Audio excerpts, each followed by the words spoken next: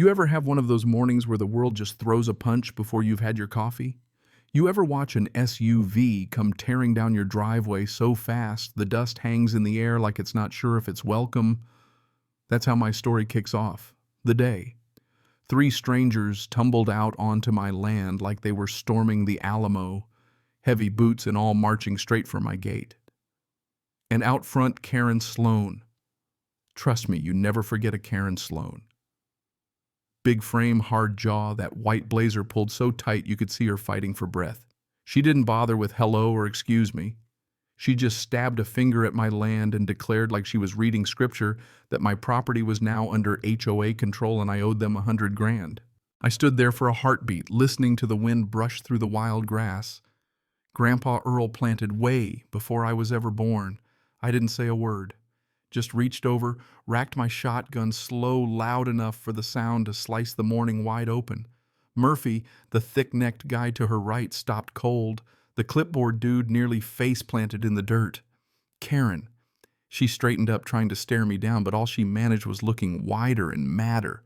She sneered. "Is that supposed to scare me?" I said. "No, ma'am. Just making sure you're actually listening." She planted herself on the edge of my porch, breathing heavy from that short walk up, as if she'd already conquered the place. Murphy sweated so bad you'd think we were in Texas in August. Clipboard guy. He kept glancing around, ready to bolt. Karen flung a thick folder at me and launched into some speech about prairie trails, expanding jurisdiction compliance failures, real fines. How this land wasn't mine anymore. That was the moment I missed Earl the most my first week back on the ranch, just trying to mend fences and breathe in peace. Earl raised me here.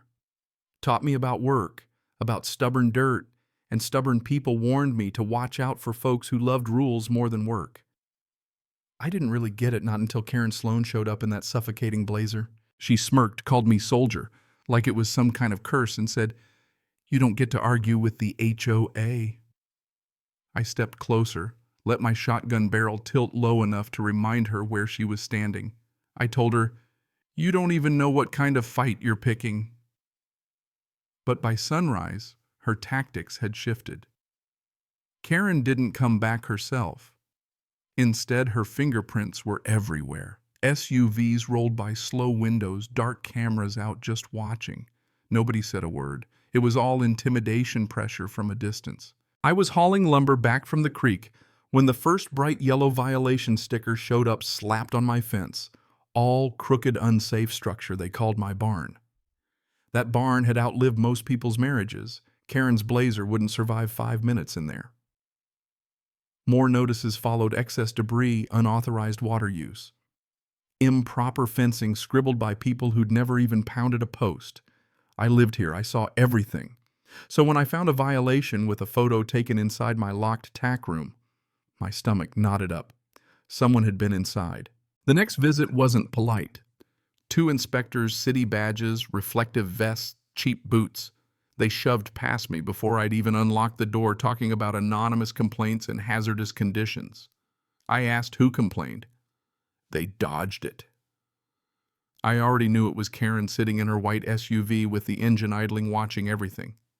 The inspectors stomped straight for the barn, snapping photos, poking at wires, measuring dust.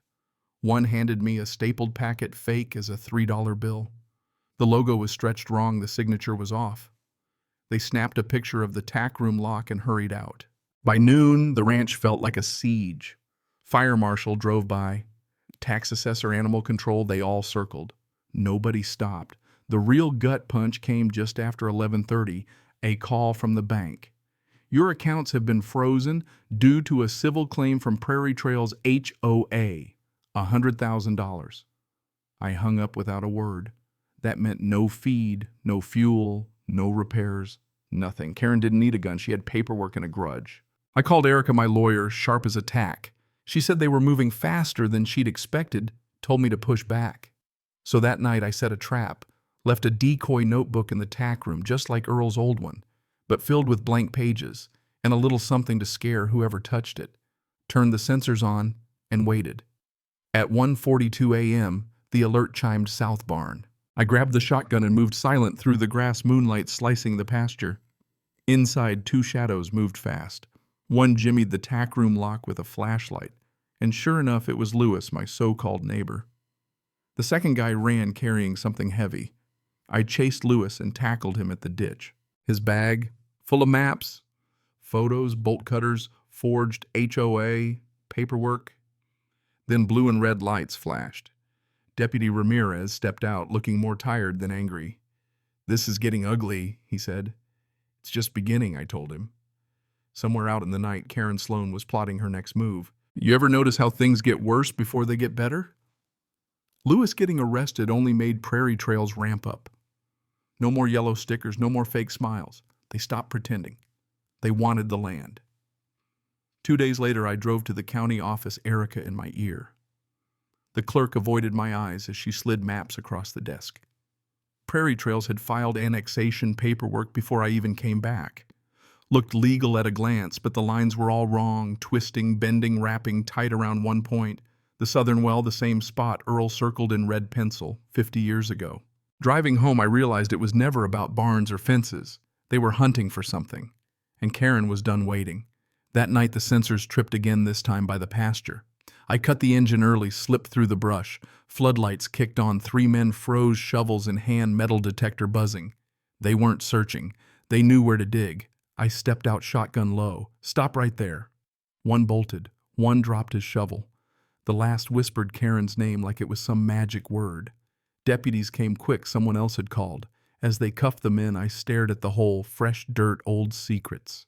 Erica showed up with a plan. "If you can't stop them from outside, cut them up from inside." I bought a useless lot inside Prairie Trails, rusty swing set, weeds taller than me. It made me a member, gave me rights. I requested records, vendor lists, minutes, payments.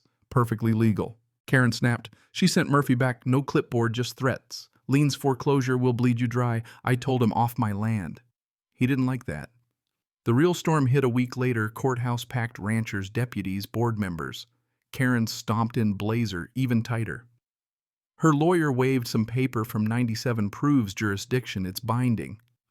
Erica waited, then stood and said, "That's a forgery." Karen's chair squealed as she shifted. Erica produced Earl's original deed, clean, older than Prairie Trails. The signatures didn't match. The room started buzzing. Then came the maps, county plat, HOA lines, Earl's old notes. Put together, it was obvious, every curve, every twist aimed at the southern well. Karen went red. Then Erica called Lewis.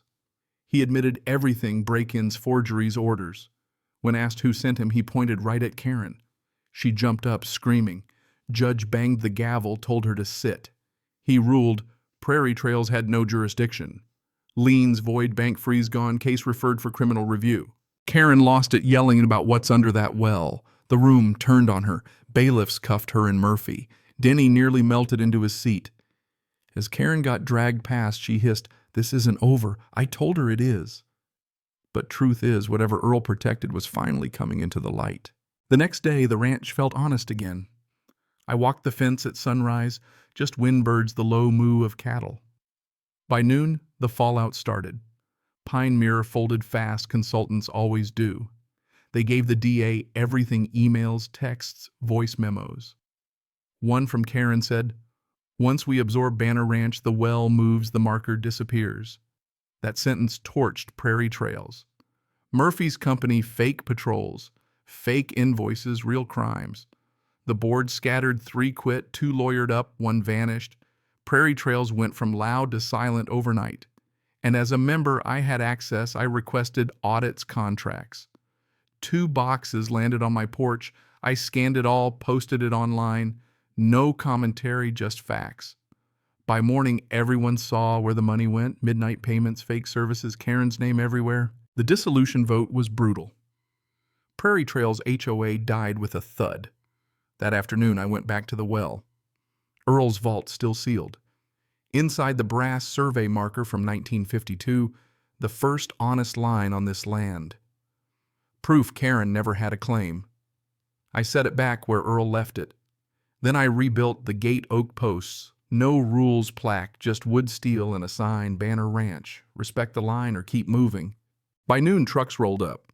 Old Dawes brought a rusted mailbox Karen ripped out years ago.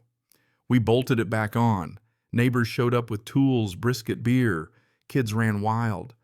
Deputies leaned on the fence, laughing for the first time in weeks. By sunset, the ranch wasn't a battlefield. It was home again. That night, I walked the fence under a sky full of stars. Earl was right, folks who chase power without earning it always show their true selves, if you wait long enough. Karen tried to take land with paperwork and fear. She learned too late the ranch stayed, the truth stayed. And for the first time since coming home, I wasn't just defending, I was living. So, you ever wonder if justice really wins or if karma's just lucky sometimes?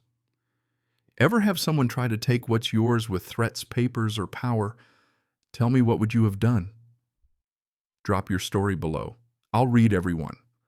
Let's see where you draw the line.